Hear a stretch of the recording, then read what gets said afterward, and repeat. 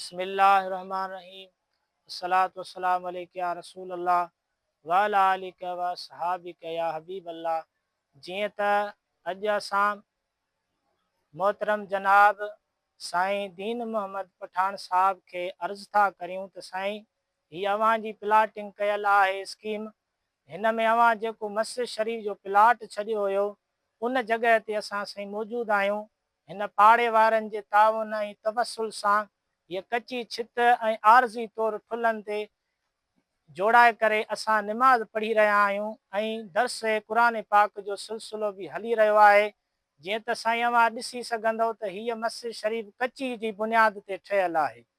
यानी सिर्फ़ु असां सिर्फ़ु निमाज़ ऐं दर्स ॾियूं था। अहिड़ी गर्मी जी हालति में बि असां पाड़े वारा बि मुतहद थी करे मस्जिद शरीफ़ सां ताउन कंदासीं। अव्हां जे ताउन जी बि दरकार आहे। अव्हां खे इहा जमायत सगोरी ऐं मां मिसकीन फ़क़ीर अर्ज़ु कंदुसि त साईं मस्जिद शरीफ़ लाइ असां सां ताउन कयो। बारी ताला अव्हां खे दीन दुनिया जूं तरक़ियूं कामयाबियूं नसीब कंदो ऐं बरोज़े क़यामत में ज़रिए शफ़ाअत जो ज़रियो बणिजंदो। अव्हां खां ताउन जी अपील आहे, अव्हां बि कयो। अव्हां सां जेके दोस्त आहिनि रिलेटेड उन्हनि खां बि ताउन वठी करे मस्जिद शरीफ़ तामीर करायो।